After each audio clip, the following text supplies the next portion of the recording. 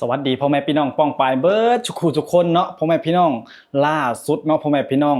ขอทานเขมียนโดนจับอยู่ด่านเนาะพ่อแม่พี่น้องเพราะว่าเพิ่นนี่สิกลับบ้านเนาะพ่อแม่พี่น้องคือว่าส่งนี่เนาะพ่อแม่พี่น้องส่งนี่ก็คือด่านประเทศไทยนี่เพิ่นปิดทุกสาขาเลยเนาะพ่อแม่พี่น้องแล้วก็ป้าคนนี้ก็ไปโวยวายเนาะก็คือแบบว่าเขาเรียกว่าสร้างความแบบปั่นป่วนนะพ่อแม่พี่น้องก็คือแบบว่าโซนประชาชนชาวเขมรน่ะอยากแบบว่าอยากพากันแหกด่านกลับบ้านเนาะพ่อแม่พี่น้องแล้วก็ล่าสุดก็คือโดนจับเลยเนาะเพราะว่าโดนโซเชียลไทยนี่คนเนาะก็คือเห็นว่าเคยมาขอทานอยู่ประเทศไทยพ่อแม่พี่น้องเพิ่นเคยมาขอทานอยู่ประเทศไทยแล้วก็มาอยู่ประเทศไทยนี่5-6 ปีแล้วเนาะพ่อแม่พี่น้อง5-6 ปีแล้วเนาะโดยที่พาสปอร์ตนี่หมดอายุเนาะบ่ได้กลับเนาะก็อาจจะขอทานหรือว่าเฮ็ดงานหยังก็แล้วแต่เนาะบัดนี้โดนปรับเนาะโดนในอ่าตำรวจไทยนี่ปรับนี่ไล่เป็นเงินแล้วประมาณล้านกว่าบาทพ่อแม่พี่น้องตอนนี้ก็คือติดคุกแล้วเนาะก็คือโดนทั้งผัวทั้งเมียก็คือป้าคนนี้เราเป็นทอมเนาะพ่อแม่พี่น้องแล้วก็มีเมียเนาะมีเมียผู้หญิงเนาะเป็นเมียเพิ่นนะก็ถูกจับนำกันพ่อแม่พี่น้องนี่แหละเขาบอกว่าเขามาขอทานเนาะมาหาอยู่หากินในประเทศไทยแล้วแต่ว่าก็ยังมาสร้างความเดือดร้อนเนาะอันนี้ก็คือสร้างความเดือดร้อนเนาะพ่อแม่พี่น้องก็คือแบบว่าการที่ตำรวจเพิ่นบ่ให้กลับนี่ก็คือว่าช่วงนี้มันก็วุ่นวายเฮาก็ต้องเข้าใจเนาะเข้าใจเพราะว่ามันเพิ่นบ่เปิดให้ขวามเฮาก็ต้องบ่ขวามอันนี้เพิ่นก็มาสร้างความปั่นป่วนนะคิดว่าตัวเองนี่เก่งตัวเองมีความสามารถเนาะผลสุดท้ายแล้ว มาขอทานพ่อแม่พี่น้องเอ้ยนี่แหละเนาะส่วนมากขอทานอยู่ไทยนี่มีแต่เป็นคนเขมรเนาะพ่อแม่พี่น้องป๊าดบ่น่าเชื่อเนาะแต่เราเว้า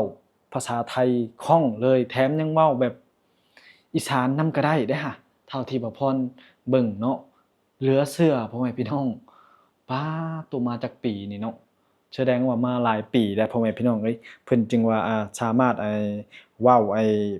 ภาภาษาไทยนี่คล่องขนาดนี้เนาะเดี๋ยวบ่พรสิเปิดให้เบิ่งเนาะพ่อแม่พี่น้องป๊าดโตนี่เด้อพ่อแม่พี่น้องเด้อ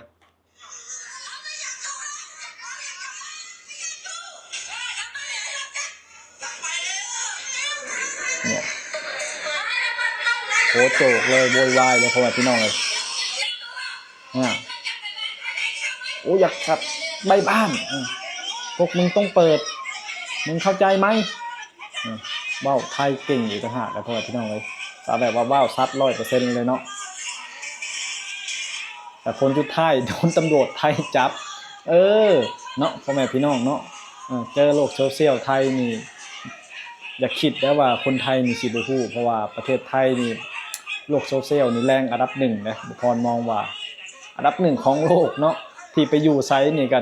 ถ้าเฮาไปเฮ็ดแนวบ่ดีนี่คนไทยนี่ฮู้เบิดเนาะก็ต้องทำตามกฎกติกานะครับเพราะว่าตอนนี้เราประกาศในการคือว่าแบบบ่ย้านเลยเนาะป้าทอมคนนี้เนาะยอมรับใจลาวอีเก่งเด้พ่อแม่พี่น้องเอ้ยต่อคิวกัน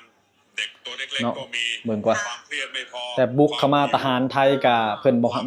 ให้ขวามบ่ให้บุกรุกเนาะเพราะว่าคำจริงเนี่ยเฮาต้องรักษากฎระเบียบได้เพราะว่าเฮามาอยู่ประเทศอื่นเนาะถ้าเพิ่นยังบ่เปิดขวามเฮาเป็นประชาชนเฮาก็ต้องทำใจเนาะพ่อแม่พี่น้องหรือว่าถ้าเดือดร้อนอีหยังก็ถ้าว่าเฮาเป็นคนดีอีหลีเนาะคนไทยเพิ่นก็ช่วยเฮาอยู่ดอกเนาะถึงเฮาสิเรื่องผู้ใหญ่ผิดกันก็อย่าเนาะหรือว่าเรื่องที่ทหารเนี่ยบุกรุกแผ่นดินไทยนั่นก็ส่วนหนึ่งแต่ว่าถ้าเฮาเป็นประชาชนเนาะคนไทยเพิ่นก็แยกแยะเพิ่นก็บ่เหมารวมอยู่แล้วเนาะเพราะว่าคนไทยก็ใจดีอยู่แล้วถ้าเฮาเป็นคนดีเฮาเป็นแค่ประชาชนเนาะพ่อแม่พี่น้องแต่ก็เข้าใจว่าประชาชนเขมรก็คือเว้าแหละเนาะมักจะสร้างความเดือดร้อนแล้วก็สร้างความวุ่นวายให้กับพื้นแผ่นดินไทยเนาะบางคนก็มาหาอยู่หากินแต่ว่าก็ยังมาสร้างความวุ่นวายเนาะไปนี่แหละนี่เพิ่นก็ผลักดันไล่ออกประเทศหมดตอนนี้เนาะพ่อแม่พี่น้องแล้วก็ทางรัฐบาลนี่กัมพูชานี่เพิ่นก็เอิ้นประชาชนคนไทยเอิ้นพลเมืองเพิ่นกลับแม่นบ่พ่อแม่พี่น้อง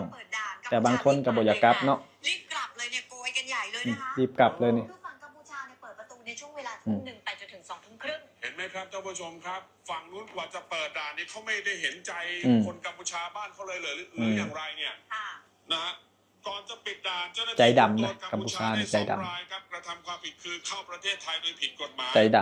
ไม่มีอะไรยืนยันตัวตนเลย ำ นี่ท่านผู้ชม สุดท้ายโดนจับพ่อแม่พี่น้องแถมยังเคยมาขอทานอีกโทษหนักด้วยนี่เพ้อๆโดนแบ็คลิสต์อีกพ่อแม่พี่น้องแบ็คลิสต์นี่สามารถเข้าประเทศไทยยากได้เข้าประเทศไทยบ่ได้เลยเนาะเพราะว่าเวลาเฮามาเข้ามานะมันสิมีที่ปั๊มในคอมพ่อแม่พี่น้องตอนบ่พรเข้ามามันสิมีที่ปั๊มในคอมเนาะมันสามารถพูดได้เลยว่าผู้ใดเคยเข้ามาจักเทื่อเจ้าออกแบบใดเจ้าปั๊มออกปั๊มเข้าบ่นี่คือคอมอยู่ไทยนี่ฮู้เลยเนาะคือบ่พรเห็นนั่นแหละพ่อแม่พี่น้องเลยคือบ่พรเห็นที่คนลาวโดนแบล็คลิสต์นั่นแหละเพิ่นสิไปเฮ็ดพาสปอร์ตใหม่เนาะบ่ว่าอยู่ไทยอยู่ลาวเนาะถ้าเฮาเฮ็ดผิดนี่ทางฝั่งไทยแบล็คลิสต์นี่ก็สามารถขึ้นในคอมฝั่งลาวคือกันเนาะ